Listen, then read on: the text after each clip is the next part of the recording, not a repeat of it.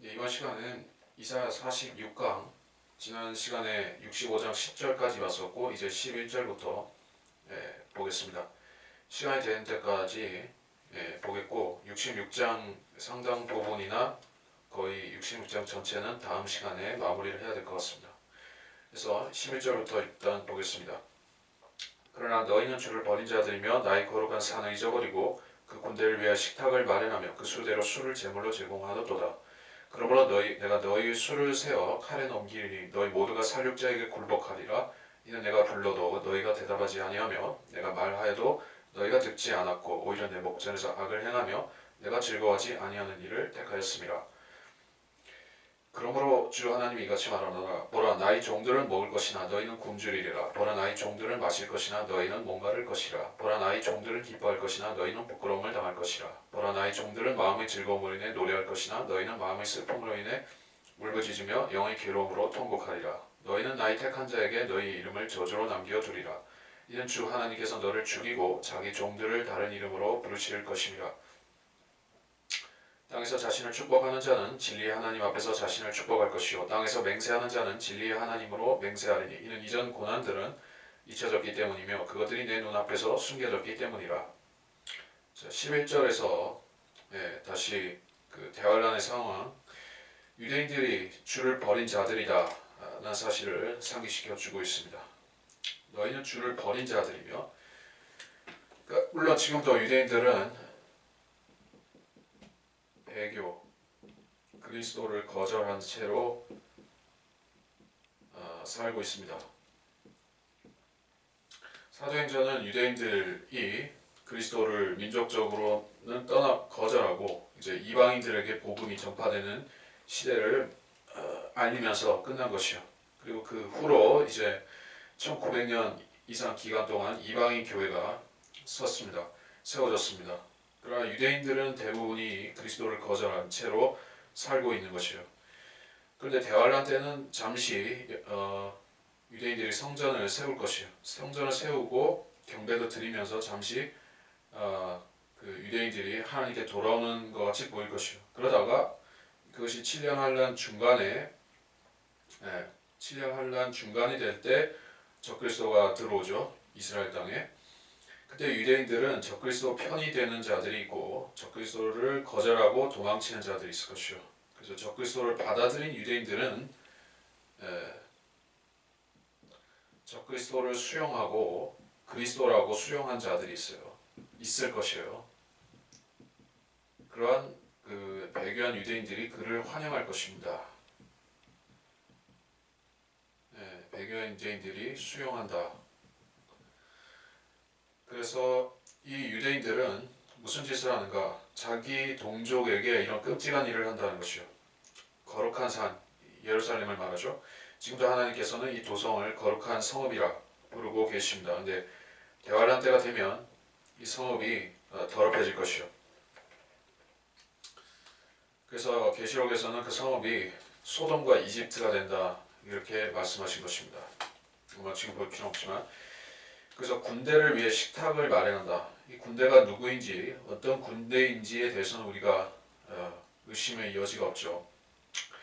그리고 그 식탁에 대해서 또 술 제물에 대해서는 우리가 시편 18편 29절에 시편 16편 4절에 보면 나오죠. 그건 피의 술 제물을 말한 것이다. 그냥 술이 아니라 사람 피를 술처럼 제물로 바치는 것이요. 피의 술 제물.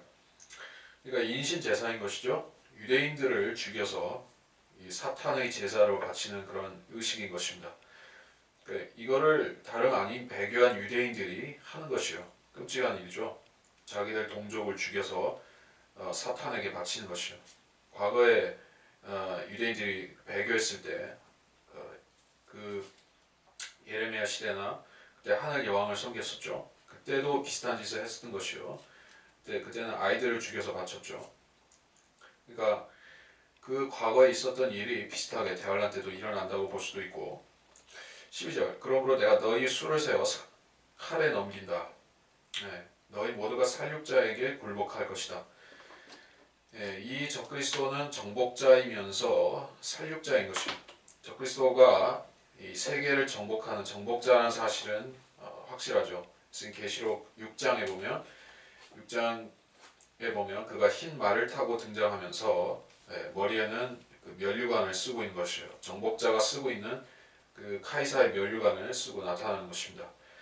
그러나 그가 처음부터 살육자로 등장하지는 않을 것이요. 그는 그 화살이 없는 빈 활을 들고 나타나서 평화를 말할 것이요. 그러다가 갑자기 3년 반이 지나면 그는 괴물로 바뀌어서 그 흉폭한 독재자, 히틀러 같은 흉폭한 독재자로 바뀌면서 유대인들을 박해할 것이요. 유대인들을 박해하게 될 때 그들은 그 적그리스도의 칼에 굴복해야만 합니다. 왜냐하면 하나님께서 그때는 유대인들을 안 도와주실 것이기 때문에 그렇습니다. 유대인들은 3년 반이라는 야고보의 고난의 기간을 반드시 박해당하면서 통과해야만 합니다. 그때는 적그리스도와 싸워 이길 수가 없습니다. 그리고 그들이 적그리스도에게 지는 이유도 여기에 명시되어 있습니다. 내가 불러도 대답지 않고 내가 말하여도 듣지 않았고 내 목전에서 악을 행하고 내가 즐거워하지 아니하는 일을 택하였습니다. 그러니까 민족 전체가 완전히 배교한 것이죠. 유대인들이. 자, 우리 크리스찬들이 그리스도인들이 배교할 때는 하나님께서 계시록 2, 3장에 그 배교와의 결과가 어떻게 되는가 영적으로 보여주셨죠. 하나님께서는 촛대를 옮기겠다. 촛대를 옮긴다라고 그 7 각 교회들에게 경고하셨고 또 실제적으로 촛대들이 옮겨졌던 것입니다. 그래서 그 시대들이 바뀌는 것은 항상 배교 때문에 하나님께서 심판하시면서 다음 시대로 넘어갑니다. 이 교회 시대도 마지막에 기다리는 것은 우리가 기다리는 것은 기쁜 소식, 예수님이 오신다는 그 소식이 있기 전에 먼저 완전한 배교가 이 세상을 덮어야 되는 것입니다. 아직 배교가 다 안 됐다고 생각할 수 있지만 사실은 거의 된 것입니다. 그리고 유대인들은 유대인들 나름으로 그 그리스도를 거절한 채로 지금 있지만 주님께서 이제 교회 시대가 끝나고 대환란이 시작되면 그때 14만 4천 명의 증인들을 보내셔서 유대인들이 이제 회심할 기회도 주실 것이에요. 근데 그 유대인들이 계속 안 믿고 버티기 때문에 그 3년 반이 끝난 다음에 그 더욱 가혹한 후 3년 반이 심판이 오는 것이에요. 자, 그것을 여기서 경고하고 있는 것이다 라는 것을 우리가 알 수 있습니다. 13절 나의 종들은 먹지만 너희는 굶주리고 나의 종들은 마시지만 너희는 목마른다. 먹고 마시는 것, 풍성히 먹고 마시는 것은 천연왕국의 특징이죠. 천연왕국은 사람들이 더 이상 의식주를 걱정할 필요가 없는 사회가 되죠. 의식주에 대한 염려가 없다. 자, 물론 이때도 상대적으로 빈궁한 사람은 있을 수가 있어요. 빈궁한 사람이나 어떤 민족이 나 어떤 땅이 하나님의 그런 그 징계 아래 있을 수 있는 것이요. 이집트 땅이 그렇다고 말씀하셨고 다른 지역도 그럴 수가 있습니다. 근데 유대인들은 기본적으로 하나님께서 완전히 회복시키시고 영적 물적으로 그들의 복을 주실 것이요. 충만한 복을 주실 것이기 때문에 전혀 그런 염려가 없습니다. 그래서 나의 종들이라 한 것은 이제 대환란을 통과해서 또는 그 신실하게 주를 따르다가 순교한 환란 성도들을 포함해서 유대인들은 이 복된 천년왕국에 들어갔고 거기에서 이렇게 행복하게 산다. 그렇지만 대환란 때 적그리스도의 편에 붙었던 그 악한 유대인들은 어떻게 되는가? 지옥에 간다는 얘기죠. 굶주린다, 목마른다, 수치, 그리고 마음의 슬픔, 괴로움, 이것은 지옥에서 경험하는 것이요. 그 지옥에 혼들이 갔을 때 거기서는 배고픔과 목마름을 경험한다. 그것이 성경의 교리죠. 그러니까 육신이 없는 것 빼고는 다 이 지상에서 보고 듣고 느끼고 먹고 마시고 하는 경험과 똑같은 것이요. 이 사람들은 지옥에 간 사람들인 것입니다. 대환란 때 짐승의 표를 받으면 또 유대인들을 박해하면 그 악한 자들은 이런 심판을 받는 것입니다. 자, 그래서 데살로니가 후서에서도 이런 말씀하셨죠. 데살로니가 후서 1장 8절 9절에 하나님을 알지 못하는 자들과 우리 주 예수 그리스도의 복음에 순종치 아니하는 자들을 불길 가운데서 벌하시리니 이런 자들은 주의 임재와 그의 능력의 영광으로부터 떠나 영원한 멸망의 형벌을 받게 될 것이라. 하나님을 알지 못하는 자들, 그리스도를 믿지 않았다면 하나님을 알지 못하는 자들인 것입니다. 또 복음에 순종치 아니한 자들, 이 시대에도 복음에 순종치 아니한 자들이 지옥에 가고 대환란 때에도 예수 그리스도를 믿지 않았으면 당연히 지옥에 가는 것입니다. 그런 자들은 이제 천년왕국의 그 아름다움에 동참할 수가 없고 오히려 지옥에서 이런 고통을 받고 있는 것이요. 자, 그래서 유대인들이 이렇게 천년왕국에 들어가서 복을 받게 되지만 그들을 박해했던 그러한 악한 이방인들과 유대인들은 오히려 지옥에 가는 것입니다. 자, 15절에 너희는 나의 택한 자에게 너희의 이름을 저주로 남겨두리라. 이름을 저주로 남겨두리라. 그들의 이름은 영원히 지옥과 불못에만 남을 것이요 다시 회복될 기회가 없다는 것입니다. 그래서 주님께서는 그 재림 때 그 저주 받을 사람들에 대해서 말라기서에서도 말씀하셨죠. 자, 찾아보면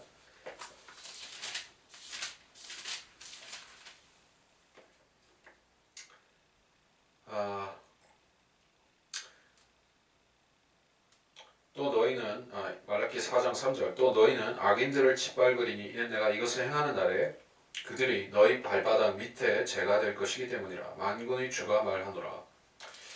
그리고 6절에서는 그가 아비들의 마음을 자식들에게로 자식들의 마음을 그들의 아비들에게로 돌이켜 내가 와서 땅을 저주로 치지 않게 하리라. 구약 성경이 끝나는 그 9절에 저주라는 말씀이 나왔죠. 이 저주라는 것은 그 주님 재림 때 그 저주받을 자들의 그 저주를 말하는 것이요. 그래서 그 사람들은 영원한 저주로 저주받게 될 것이요. 이는 주 하나님께서 너를 죽이고 자기 종들을 다른 이름으로 부르실 것입니다. 여기서는 너를 죽이고 적그리스도에 대한 말씀일 수가 있죠. 자기 종들을 다른 이름으로 부르신다. 그러니까 적그리스도는 이스라엘의 악한 왕이죠. 악한 이스라엘 왕입니다. 그래서 그 적그리스도가 나타나서 자기에게 경배하라고 시키고 유대인들을 자기 이름으로 부르도록 할 것이요. 그 민족을 자기 이름으로 바꿀 것이요. 근데 하나님께서 오시면 자기 종들을 다른 이름으로 부르신다. 이렇게 말씀하셨습니다. 16절 땅에서 자신을 축복하는 자는 진리의 하나님 안에서 자신을 축복할 것이요. 땅에서 맹세한 자는 진리의 하나님으로 맹세하리니. 여기서 축복하고 맹세한다. 이것은 그 천년왕국에서 서원을 갚는 것을 말하는 것이요. 시편에 보면 그 서원에 대한 말씀 있죠. 다윗이 환난 성도의 입장이 되어서 그 서원을 갚으리라는 말씀을 많이 합니다. 잠깐 찾아볼까요?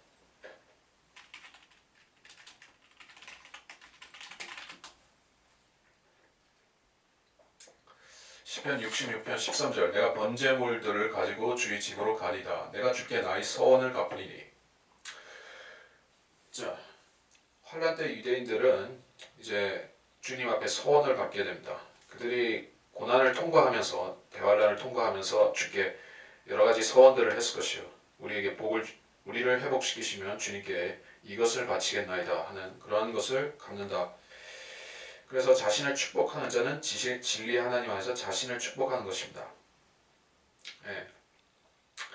그러니까 지금은 사람들이 하나님과 관계없이 자기가 스스로 자수성가해서 복을 받는다고 세상에서 부자가 된 사람들은 그렇게 생각하지만 천년왕국 때는 그때는 물론 지금과 같이 그런 엄청난 그 부자가 있는 건 아니지만 땅에서 축복을 받는 사람들은 주 하나님 안에서 축복을 받는 것이고 또 맹세하는 것도 그렇습니다. 지금도 그 법정에서 그러니까 한국은 아니겠지만 미국 법정에서 선서할 때 참말만 하겠다 하는 선서를 할 때 성경에 손을 얹고 하죠. 그러니까 그거는 그 사람들이 성경이 두려운 하나님의 말씀이다 하는 그런 인식이 있어서 그렇게 규칙을 제정했던 것인데 실제적으로 그 사람들이 하나님을 두려워하지는 않죠. 대부분의 사람들이. 그러나 천년왕국에서는 이제 맹세하는 경우에는 하나님으로 맹세해야 되는 것이요. 이전 고난들은 잊혀졌기 때문이다. 이전 고난들이다. 그 야곱의 고난의 때 우리가 예레미야 30장 7절 그리고 마가복음 13장 8절에 보겠습니다.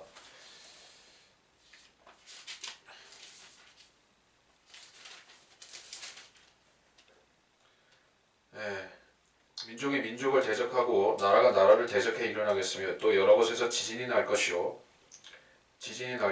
기근과 재난이 있을 것이니 이런 일은 고통의 시작일 뿐이라.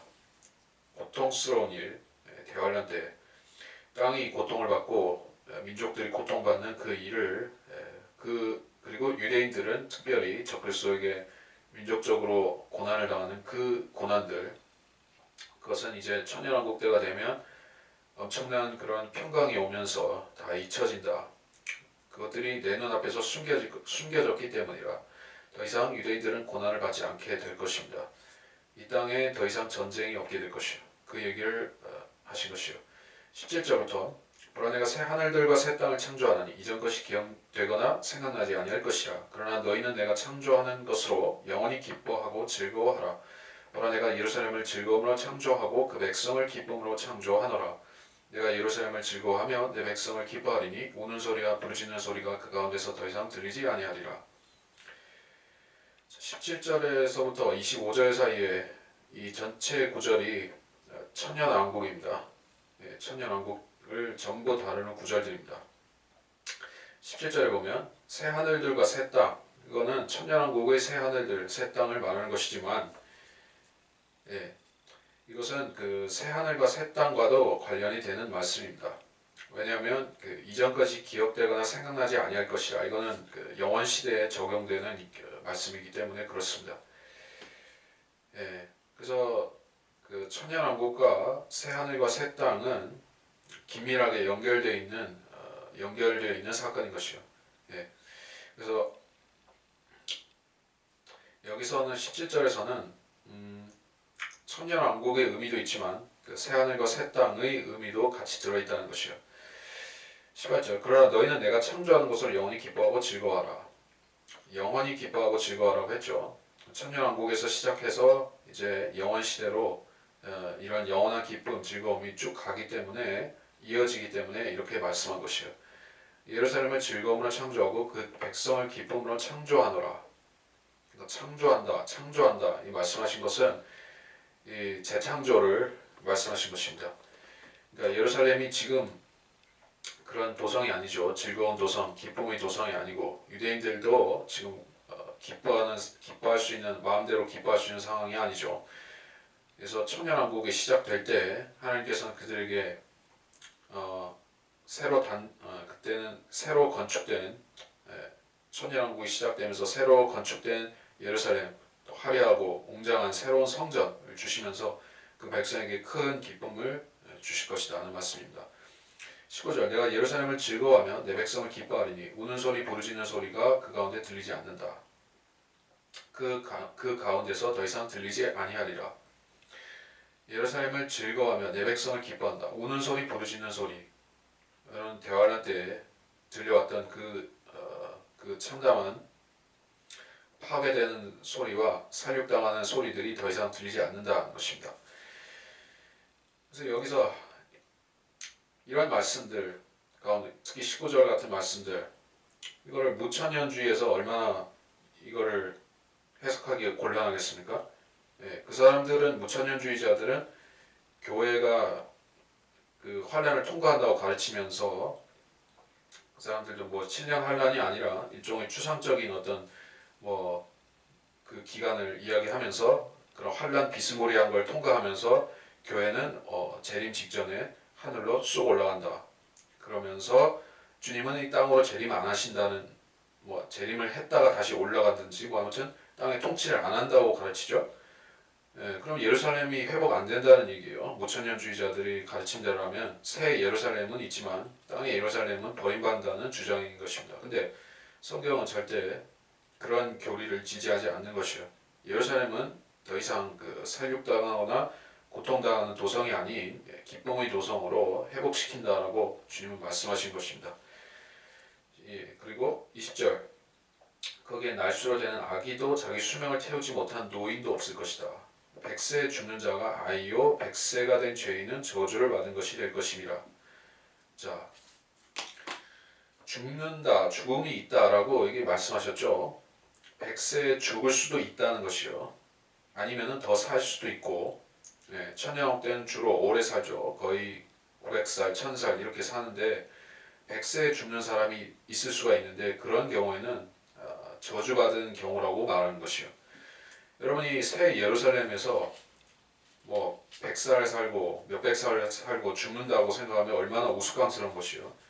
여러분이 구원을 받아서 새 예루살렘에 들어가서 영원히 살아야 될 텐데 여러분이 이것을 새 예루살렘이라고 해석해 버리면은 여러분이 천년왕국 여러분이 새 예루살렘에 들어가서 거기 살다가 죽어야 되는 것이요.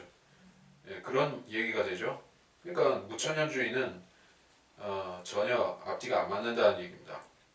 이건 새 예루살렘이 아니라 땅의 예루살렘이고 여기 사는 사람들은 실제적인 유대인들인 것이요. 유대인들이 살고 거기서 번성하고 그 얘기를 하는 것입니다. 자, 그래서 지금 보니까 100세에 죽는 자가 아이다. 아이다. 한 10살, 13살 밑에는 유대식으로 말하자면 13살이 그 성인과 그 소인을 나눈 기준이죠. 소인, 대인 나누는 기준이 그 13살이죠. 그 10대 초반에 그 죽으면은 아이로서 죽은 것인데 이제는 천년왕 때면 100세에 죽으면은 아이라는 것이요. 수명이 곱하기 10배는 된 것이요. 거의 10배 되다시피 지금이 한 인간이 100살 정도 살면은 천수를 누렸다 그래 하는 것인데 천년왕 때가 되면 100살이 아닌 1000살이 천수를 누리는 것이요. 그러니까 100세에 죽는 자가 아이인 것입니다. 그리고 100살에 죽는 것도 그 자체가 저주인 것이요. 너무 일찍 죽어서 저주라는 것입니다. 자, 21절 그들은 집들을 지어 그곳에 거주하며 또 그들은 포도원들을 만들어서 그 열매를 먹을 것이라. 역시 유대인들이 그 이스라엘 땅에 천년왕 때 사는 것을 말합니다. 그들은 포도원들을 만들어 열매를 먹을 것이라. 천년왕국 때의 포도원들은 그 술 취하는 그 알코올 포도주를 만들어 마시는 그런 포도원들이 아니죠. 주님께서 그 소돔의 포도와 새 포도 그는 구별하신 것이요. 새 포도주. 이사야서 지난 시간에도 아마 했었던 것인데, 그 8절에서 65장 8절에서 포도송이에 새 포도주가 보이면 그 구절 있었죠. 거기서도 새 포도주는 발효가 안 된 것을 얘기한 것입니다. 천년왕국 때 사람들은 술을 마시고 진탕 마시고 취하는 게 절대로 아닌 것이요. 그들은 포도원을 만들어서 그 열매를 먹을 것이고 또는 그 즙을 짜서 마시든지 그렇게 할 것입니다. 22절 자기가 지은 곳에 다른 사람이 살지 아니할 것이며 자기가 심은 것을 다른 사람이 먹지 아니하리라. 이는 내 백성의 수명이 나무의 수명과 같겠고 나의 택한 자가 그들의 손으로 일한 것을 오래 즐길 것임이라.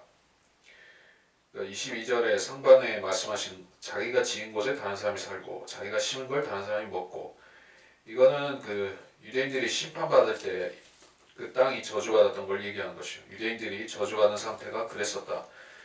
우리가 재판관기에 보면 비슷한 상황을 볼 수가 있죠. 그 미디안이 쳐들어왔을 때 찾아보겠습니다.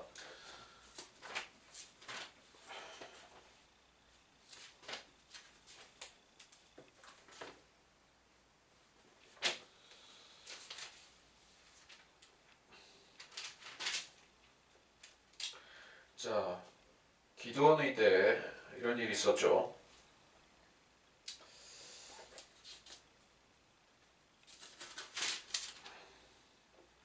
6장에 보면 재판관기 6장에 보면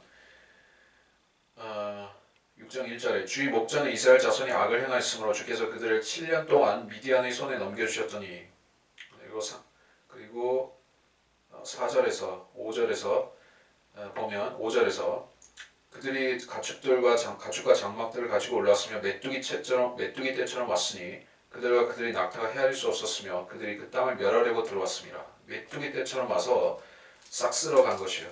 이스라엘 땅에 그 종자도 남기지 않고 곡식 종자도 남기지 않고 다 쓸어간 것입니다. 그것이 심판의 예표였고 대환란 때도 비슷한 현상이 나타날 것입니다. 유대인들이 자기들이 심어놓은 그런 곡식을 맛보지는 못하고 적그리스도의 그런 군대에 넘겨줘야 된다는 것입니다. 지금 이스라엘 땅이 그래도 지금 많이 개간이 돼서 그 관계 농업을 하고 요단강 그 물을 끌어다 쓰면서 관계 농업을 하고 많이 곡식을 생산하는 땅이 됐죠. 근데 대환란 때는 다시 광야로 바뀌어진 것이요. 다 파괴되고 광야가 된 것입니다. 그리고 곡식도 다 빼앗기는 것이요.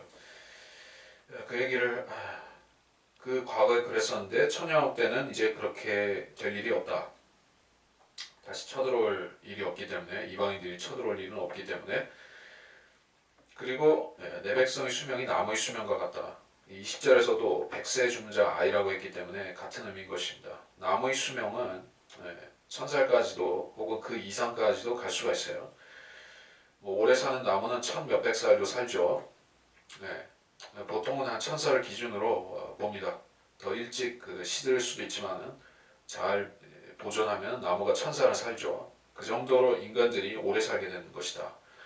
나의 택한 자가 그들이 손으로 일한 것을 오래 즐길 것임이라. 영원히라고는 안 했지만 오래 즐긴다. 오래 살 수 있다. 천년왕국이 그런 것이에요. 천년왕국 때까지는 사람들이 수명이 있는 것이에요. 수명이. 그리고 수명이 차면 죽는 것입니다.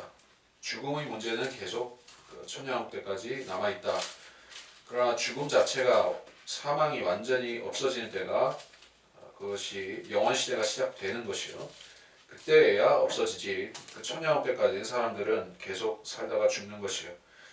그 우리가 다시 확인할 수 있는 게 그 부분을 확인할 수 있는 게 계시록 21장이죠.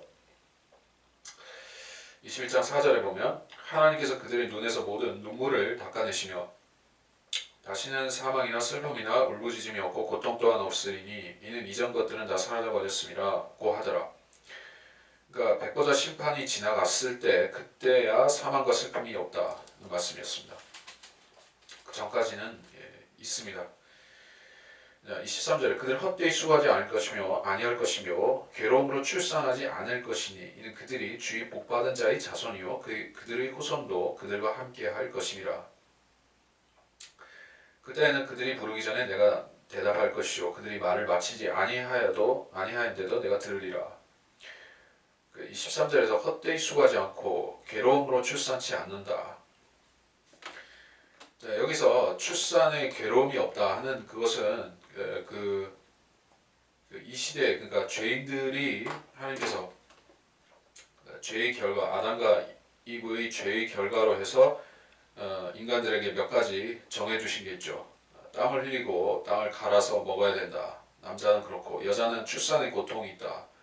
그 일종의 징계와 심판을 주셨는데 그것이 그러면 없어지는 얘기냐 여기서 괴로움으로 출산치 않는다. 그 뜻은 아닌 것입니다. 그 뜻으로 말하는 게 아니고 괴로움으로 출산한다는 것은 이제 그 유대인들이 가령 그 출애굽기에서 그런 일이 있었죠. 파라오가 유대인들의 그 사내 아이들을 다 태어나는 족족 잡아서 그 나일강에 빠뜨려 죽이게 한 것이요. 그러니까 출산해도 그게 괴로움이죠. 아이가 태어나서 기뻐야 되는데 빼앗아가서 그 강물에 빠뜨려 죽이니까 얼마나 슬프고 괴로운 일이에요. 그런 일이 없다는 뜻으로 괴로움으로 출산하지 않는다. 유대인 아이들이 더 이상 그런 괴로움을 당할 일이 없고 부모들이 괴로울 일이 없죠. 그러니까 그것은 마태복음 24장의 그 말씀과도 관련이 있습니다. 그래서 거기서 구절을 잠깐 보겠습니다.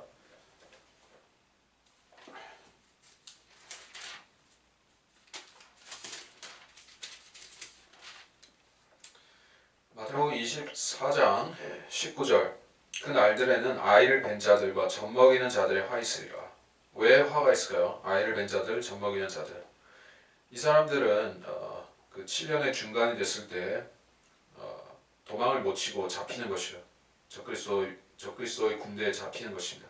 잡혀서 화를 당하겠죠. 아이 뵌 자들이 배를 가른다든지 그 젖먹인 자들이 그 아이를 잡아서 메어 친다든지 그 바빌론이 쳐들어왔을 때도 그랬지만은 그 적그리스도도 그렇게 한다는 얘기예요. 그런 일이 없을 것이다 하는 뜻입니다. 그들이 다시 23절로 와서 그들이 주의 복받은 자의 자손이요 그들의 후손도 그들과 함께 할 것이다.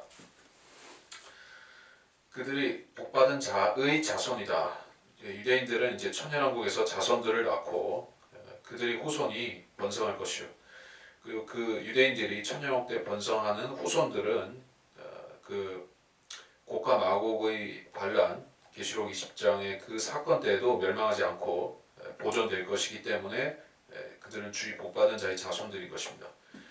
24절 그때는 그들이 부르기 전에 내가 대답할 것이요 그들이 말을 마치지 아니하는데도 내가 들으리라. 그때는 유대인들이 지금은 종교적인 유대인들이 아무리 하나님을 찾아도 불러도 주님께서 대답하지 않고 숨어 계시죠. 주님께서는 자신을 스스로 감추고 계신 상황인 것입니다. 지금 그 유대인들 자체도 그리스도를 알아보지 못하고 얼굴에 수건을 쓴 채로 그 영적으로 닫혀 있죠.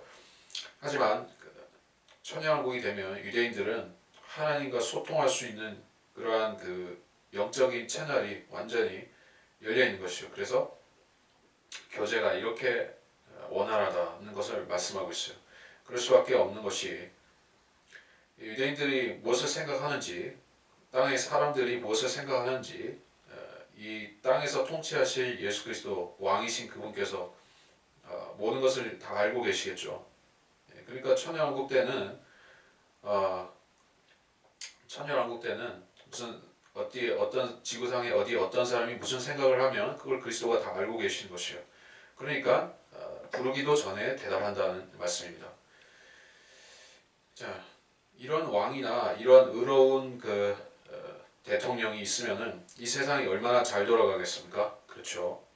이거는 단순히 똑똑하다 또는 현명하다는 차원이 아니죠.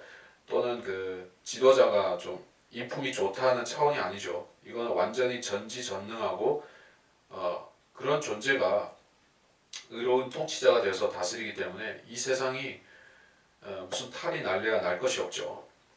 게다가 사탄도 그 붉은 영 사탄도 잡혀서 감옥에 들어갔죠. 사슬에 매여서 감옥에 들어간 상태. 얼마나 이 세상이 복된 세상이 될 것입니까? 그 얘기를 하고 있는 것입니다. 25절에서 이리와 어린 양이 함께 먹을 것이요 사자가 송아지처럼 짚을 먹을 것이며 흙이 뱀의 양식이 될 것이라. 그들은 나의 모든 거룩한 산에서 해치지도 손상시키지도 않으리라. 주가 말하노라.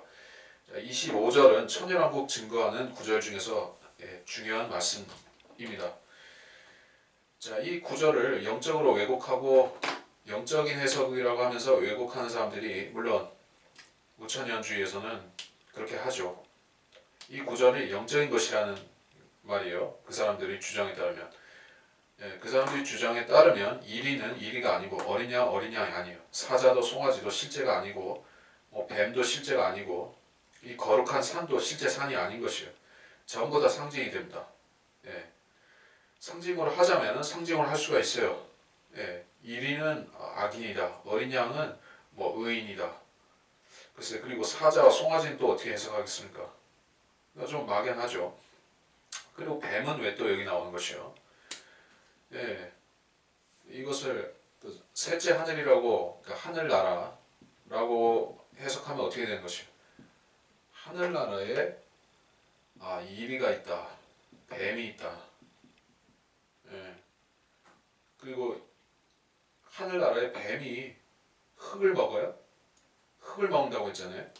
그러면 하늘나라에 흙이 있다는 얘기예요? 이거 말이 안 되죠. 하늘나라에 흙이 없는 것이요. 하늘나라는 이 세상하고 전혀 다른 곳입니다.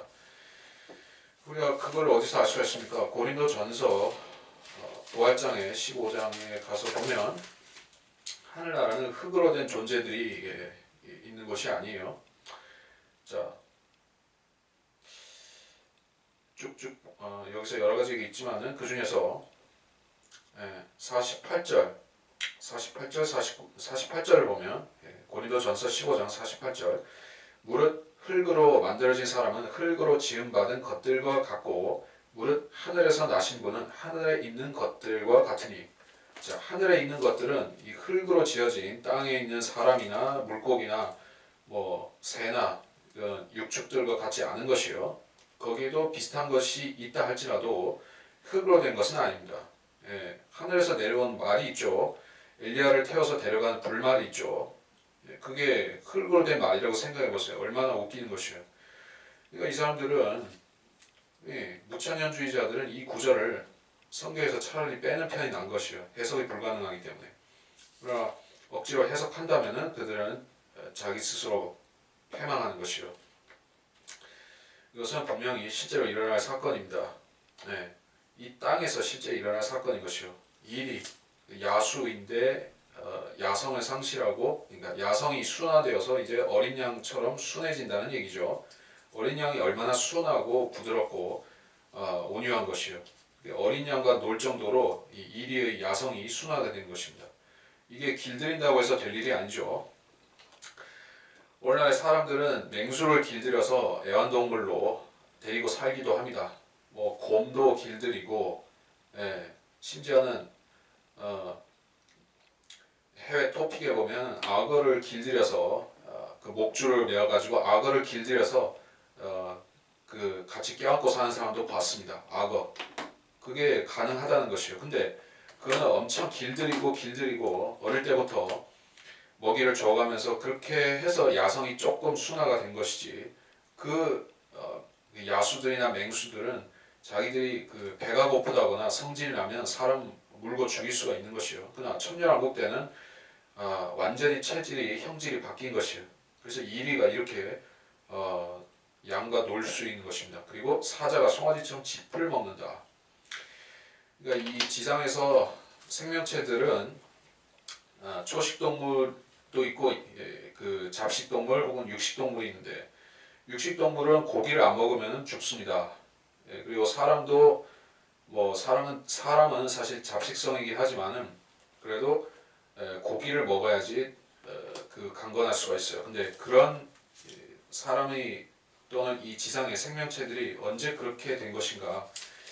홍수 이후에 육식을 하게 되면서 된 것이요. 우리가 어디서 볼 수가 있습니까? 쭉 보면 창세기 8장에 창세기 9장에서 창세기 9장 3절 4절에 그렇죠. 살아서 움직이는 모든 것은 너에게 먹을 것이 되리라. 이제 육식을 허용하셨습니다. 내가 모든 것을 푸른 채소같이 너에게 주었느니라. 과거에 홍수 이전에는 사람들이 그 풀과 곡식을 먹었는데 이제 홍수 후에는 고기도 먹게 된 것이요. 그러나 4절에서는 고기를 그 생명과 더불어 즉 피째 먹지 말지니라. 피는 먹지 말되 고기는 먹으라고 했습니다. 근데 이제 천년왕국이 되면 다시 그 예전으로 돌아가는 것이요. 그래서 이제 그 야수들이 사자 같은 맹수가 고기를 먹어야 되는데 짚을 먹고 있는 것이요. 말도 안 되는 일이죠. 여러분이 사자가 짚을 먹는다는 걸 생각해 보십시오. 얼마나 지금 이 시대에 그렇게 하면은 그런 사자가 있다면은 그 해외 토픽에 나와야 되겠죠. 이것이 아니 세상에 이런 일이 이런 뭐 혹은 그 기네스북에 올라가야 될 일인 것입니다. 그런 사자가 있다면 데려와 보라는 것이요. 근데 이걸 영적으로 해석하는 사람들은 해석할 방법이 없으니까 이거 실제로 해석하기도 곤란하고 그러니까 결국에는 언급하지 않는 것이요. 그러한 사이비 신학자들은 결국 이런 구절은 언급을 되도록 안 하는 것입니다. 왜냐 말이 안 되기 때문에. 그러나 성경대로 믿는다면은 이건 실제 일어날 사건인 것입니다. 또 흙이 뱀의 양식이 된다. 자, 이거는 문자적 실제 뱀종, 파충류 뱀을 말하는 것이요.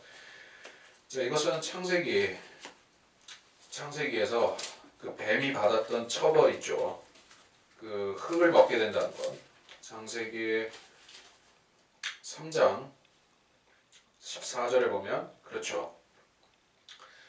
예, 주 하나님께서 그 뱀에게 말씀하시기를 내가 이것을 행하였으니 너는 모든 가축같으리 모든 짐승보다 저주를 받아 내 배로 다닐 것이며 내 평생토록 흙을 먹을지니라. 이것은 사탄인 그 옛 뱀에게 하신 말씀이에요. 예, 그렇기 때문에 지금 이 시대에 실제 파충류 뱀들은 흙을 먹고 살지는 않아요. 예, 흙을 먹진 않고 뭐 벌레도 잡아먹고 혹은 뭐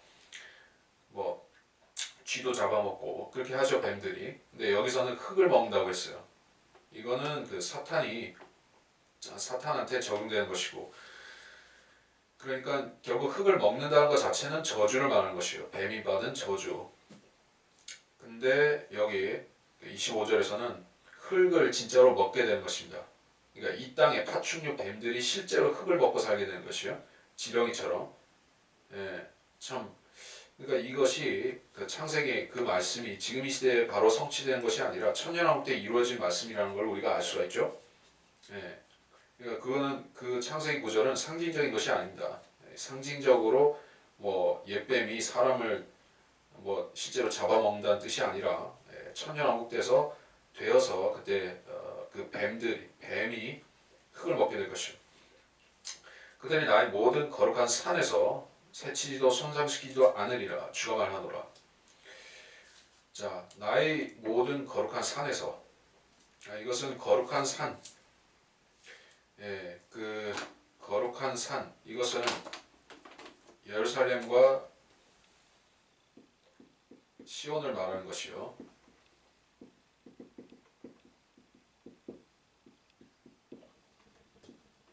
자, 물론 천년왕국 때 땅은 주님께서 다 관장하시기 때문에 거룩한 땅이 되지만 여기서는 거룩한 산을 말씀하고 있죠. 거룩한 산은 시온산인 것입니다.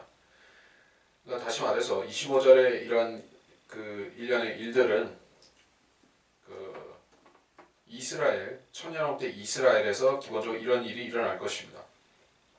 그럼 다른 이방 세상들은 어떻게 되는가? 거기도 축복은 받겠지만 이것을 간접적으로 적용될 수는 있을 것이요. 이런 일들이 일어날 수는 있겠지만 안 일어날 수도 있어요. 가령 이집트, 그 저주받은 땅 이집트는 이렇게 안 될 수도 있습니다. 그리고 그 장막절을 지키지 않는 백성들은 이런 복을 못 받을 수도 있어요. 그러면 거기에 맹수가 번성해서 사람들을 물어 죽일 수도 있죠. 죽을 수도 있다는 거죠. 그러나 이스라엘은 이런 복된 땅으로 완전히 안식처가 되는 것입니다. 그래서 천년왕국 때 이방인들은 너도 나도 이스라엘로 가서 살고 싶어서 난리가 나는 것이요. 물론 자기들도 그 예수 그리스도의 명령을 신실하게 따르면 복은 받겠지만 이스라엘만큼 복은 못 받기 때문에 다 이스라엘로 가고 싶어하는 것입니다. 자, 그 얘기였고 66장을 좀 다룰 수가 있겠습니다. 전체를 하면 시간이 오버되고 부분만 하면 좀 될 것 같습니다. 그래서 1절로 4절을 일단 보겠습니다. 주가 이같이 말하노라. 하늘은 나의 보좌요 땅은 나의 발판이라. 너희가 나에게 지어준 집이 어디 있으며 나의 안식할 곳이 어디 있느냐. 그 모든 것을 나의 손으로 지었으며 그 모든 것들을 내가 이루었느니라. 주가 말하노라. 그러나 이러한 사람은 내가 보살피리니 곧 영이 가난하고 통회하고 내 말에 떠는 자라. 자, 하늘은 나의 보좌, 땅은 나의 발판이다 라고 했습니다. 그러니까 이 교리는 교회 시대에 적용될 수도 있지만 이것은 그 천년왕국 때에 보다 직접적으로 적용되는 말씀입니다. 왜냐하면 주님께서는 여기서 발판이라는 의미를 주님께서 여기 땅에 발을 디디고 계시다라는 그 뜻으로 쓴 것이기 때문에 그렇습니다. 발판은 발을 대야지 발판이 의미가 있죠. 발판은 재림과 통치에 관련된 말인 것입니다. 물론 그 시편 2편에서도 그렇게 나오지만 찾아보면 자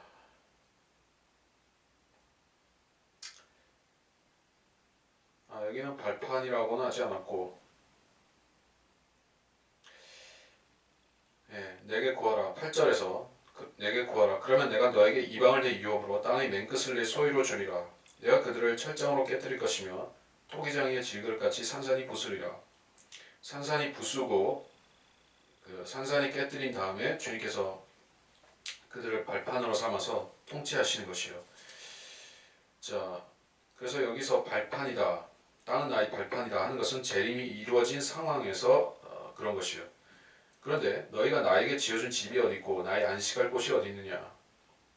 이것은 교회 시대에 적용되는 말씀인 것입니다. 왜냐하면 지금은 주님께서 지으신 집, 그 문자적 물리적인 집이 아니라 영적으로 하나님의 나라가 지금 형성이 되어서 그리스도인들은 영적으로 그 안에 거하고, 주님께서는 또 성령이라는 성령의 임재를 통해서 그리스도인 안에 내주하고 계시죠. 자, 그래서 어떤 주님께서 구약 시대처럼 거하시는 집이 지금은 없습니다.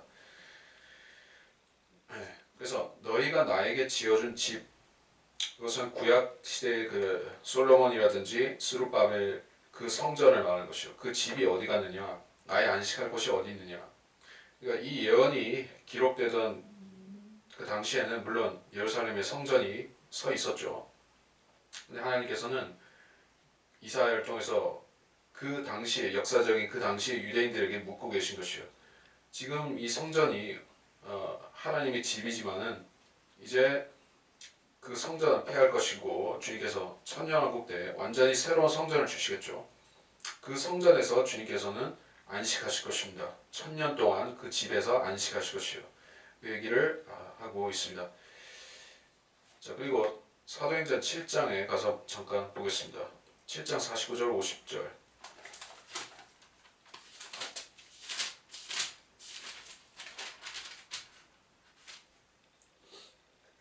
주가 말하노라. 하늘은 나의 보좌요 땅은 나의 발판이라. 너희가 나를 위하여 어떠한 집을 짓겠으며 또 나의 안식할 곳이 무엇이겠느냐? 이 모든 것들을 나의 손으로 만들지 아니하였느냐고 함과 같으니라. 자, 이 말씀을 하시기에 앞서서 48절에서 지극히 높으신 분은 사람의 손으로 만든 성전들에는 거하지 아니하시나니 라고 하신 것이요. 사람의 손으로 만드는 성전이다. 그 얘기를 하실 때는 여기서는 그 함축적 의미가 있죠. 과거에 솔로몬이 지었던 성전, 거룩한 성전으로 물론 봉헌되었었죠. 그리고 스룹바벨 성전도 하나님 받아주셨습니다. 그런데 그 사람이 손으로 만든 성전들인 것이요. 결국에는 그것들은 왜냐하면 그것들은 하나님께서 영원히 거하실 성전이 아니었죠. 주님께서 미리 아심하여서 그걸 말씀하신 것이요. 이 성전에는 주님께서 영원히 거하시지 않기 때문에 이렇게 말씀한 것이요. 그러나 천년왕국 성전은 폐하지 않는 것입니다. 그거는 쭉 주님께서 갖고 가시는 성전이에요. 그거는 영원 시대까지 쭉 가는 성전이라고 봐야죠. 그래서 그 성전을 주님께서도 기다리고 계신 것입니다. 2절에서 그 모든 것들을 나의 손으로 지었으며 그 모든 것들을 내가 이루었노라. 그 모든 것들을 나의 손으로 지었다. 자, 이것은 그 문자적 성전, 천년왕국 성전을 가리킬 수 있고 또는 이 하늘들 자체를 말할 수 있는 것입니다. 왜냐하면 하늘들 자체가 주님께서 거하는 처소이기 때문에 또한 성전이기 때문에 이 세상 자체를 가리킬 수도 있어요. 그 모든 것들을 내가 이루었느니라. 하늘들을 만드신 것이요. 그리고 거기에 주님이 거하고 계시다. 주가 말하노라. 그러나 이런 사람은 내가 보살피리니 영이 가난하고 통회하고 내 말에 떠는 자. 자, 영이 가난한 자에 대해서 주님께서 설교하셨죠. 자, 우리가 복음서에서 관련 구절을 찾아보겠습니다.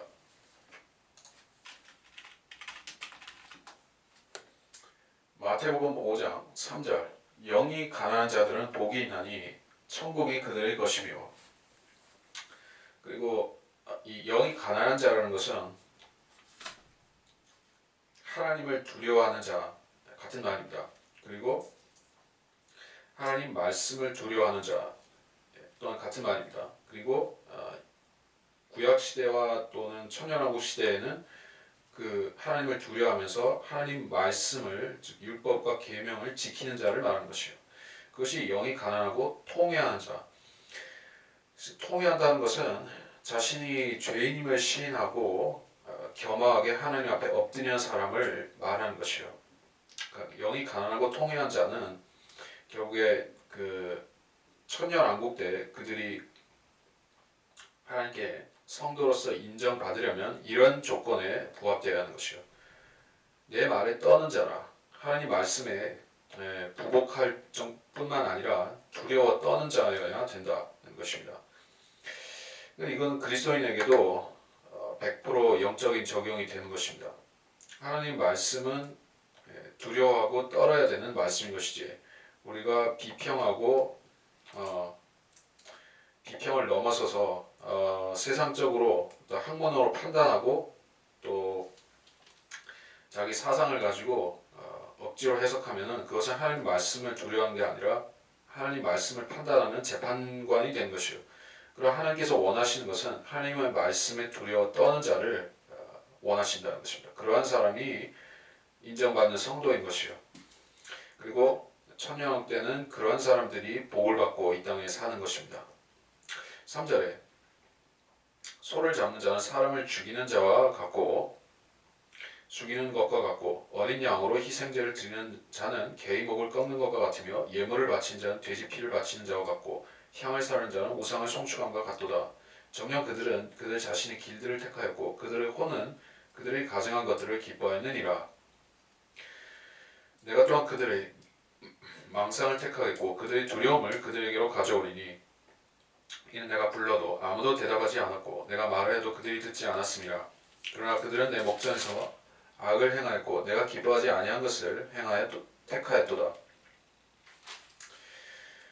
자, 3절에서의 말씀은 소를 잡는 자는 사람을 죽이는 것 같다. 영적인 상태가 지금 유대인들이 또는 과거에 배교한 유대인들이 마찬가지라는 것이죠. 천년왕국 때는 물론 소를 잡아서 제사를 드리고 어린 양을 잡아서 바치지만 그때는 거룩한 제사를 드리는 것이요. 이런 구절을 이제는 그 짐승 희생 제사는 가증한 것이기 때문에 여기서는 가증한 것으로 얘기했기 때문에 지금도 그렇고 앞으로도 그렇고 영원히 그렇고 이렇게 해석해 버리면은 잘못 말하는 것입니다. 배교한 이스라엘이 그들이 회개하지 않은 상태에서 그 제사 의식법들만 지키고 있는 것을 말하는 것입니다. 여기서는. 그러니까 지금도 유대인들은 제사를 드리는데 성전에서는 드리지 않지만 드립니다. 그 제사도 이렇게 가증한 것이고 또 대환란 때 유대인들이 성전을 짓고 다시 제사를 드릴 텐데 그러다가 그 제사를 드릴 때에도 유대인들은 아직 회개를 안 한 것입니다. 전 3년 반에 아직 회개를 안 하고 제사를 드리면 마찬가지로 우상에게 바치는 경배와 똑같다는 하나님 말씀이 그들에게 주어진 것이요. 그들은 자신의 길들을 택하였고 그들이 가증한 것들을 기뻐하였느니라. 그러니까 전 3년 반에 7년의 전 3년 반에 유대인들은 전혀 회개하지 않은 상태에서 성전만 짓고 제사만 드리고 그렇게 함으로써 하나님께 인정받고자 하는 그런 잘못된 영적인 상태에 있는 것입니다. 그 얘기를 하고 있다 볼 수 있고 4절에 그들의 망상을 택하고 그들이 두려움을 가져온다. 자, 유대인들의 망상이 무엇이고 그들의 두려움은 무엇일까요? 유대인들이 꿈꾸고 있는 망상이 무엇이냐면은 고난 없는 영광. 유대인들이 바라는 것을 요약하자면 그렇습니다. 이거는 망상이다 것이요.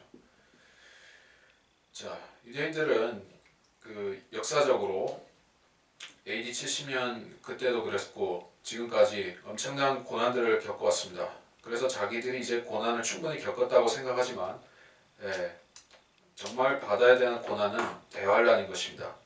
대환란이 유대인들을 단련시키기 위해서 하나님이 특별히 준비하신 고난입니다. 유대인을 위해서 특별히 준비된 고난이고, 이 고난은 예수 그리스도가 십자가에 달려서 고통당하신 것만큼이나 그 주님께서 거기서 당하신 고통만큼이나 아주 심각한 고통인 것이요. 예수님이 7년 동안 예수님이 물론 3년 반 동안 고통당하신 건 아니지만, 그거는 주님의 사역 기간이고, 주님께서는 6시간 동안을 십자가에 달려 계셨죠.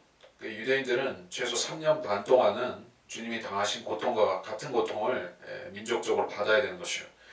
그래서 유대인들은 그 고통 없이 마치 아이를 낳는 고통과 같은 그 고통이 없이 복된 천년왕국에 들어갈 수 있다고 착각하고 사는 것이요.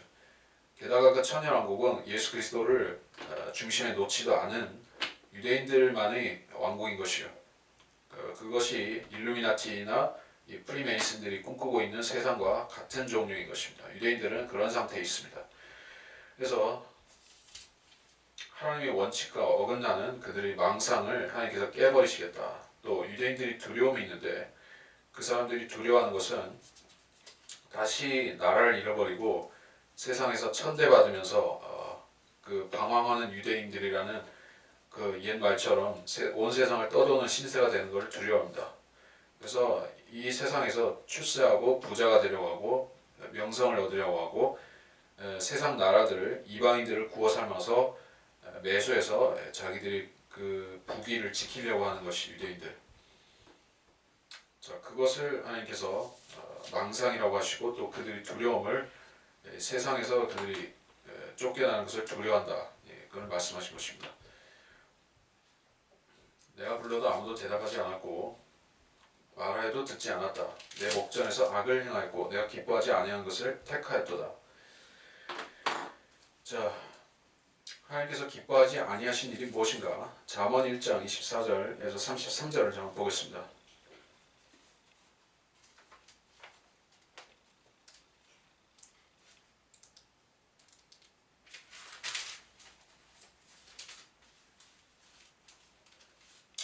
잠언 1장 24절에서 34절, 이거 전체를 읽기 길기 때문에 24절과 몇 구절만 보겠습니다. 내가 불렀으나 너희가 거역하고 내가 손을 내밀었으나 아무도 개의치 아니했으며 오히려 나의 모든 조언을 무시하였고 나의 책망을 받아들이지 아니하였으므로 나도 너희가 재앙을 당할 때 비웃을 것이요 너희에게 두려움이 임할 때 조롱하리니 이는 너희의 두려움이 멸망같이 이르고 너희 재앙이 회오리 바람같이 닥칠 때요 고난과 고통이 너희에게 임할 때라. 자, 이것은 교리적으로는 대환란에 해당하는 말씀이고 유대인들이 당할 대환란을 말씀한 것이요. 그래서 성경 전체를 우리가 놓고 볼 때 유대인들은 대환란을 피할 방법이 없습니다. 그러니까 유대인들이 설령 예수님을 그 사도행전 당시에 믿었다 해도, 그때 메시아로 믿었다 해도 그때도 이미 대환란을 당했어야 되는 것입니다. 근데 2000년 전에 유대인들이 예수님을 안 믿었기 때문에, 사도 바울을 거부했기 때문에 유대인들은 이제 2000년이라는 그 거의 2000년이라는 간격을 뛰어넘어서 이제 교회 시대를 넘어서 대환란이 따로 그들에게 주어지게 된 것이요. 자, 이것은 그 이방인들을 위해서 하나님께서 자비를 베푸신 것입니다. 우리가 구원받을 기간을 이렇게 오래도록 열어놓으신 것이요. 그러나 그 하나님의 자비가 영원히 가는 것은 아니죠. 교회 시대도 끝이 있습니다. 사람들이 생각하는 그런 끝이 아니라 땅끝까지 복음이 전해져서 이방인들이 다 구원받는 그 끝이 아니라 이제 주님께서는 유대인들에게 고통을 주시고 그들을 회개시키기 위한 그 대환란을 이제 예비하고 이제 시작하고자 하시는 것이에요. 우리가 알아야 될 것은 우리는 아직 교회 시대에 살고 있고 아직 그 유대인들의 환란은 아직 오지 않았다는 것이고, 그래서 우리는 복음을 전해서 힘써 전해서 죄인들이, 이방 죄인들이 계속 구원받도록 해야 되는 것이고, 그렇게 요약할 수 있겠죠.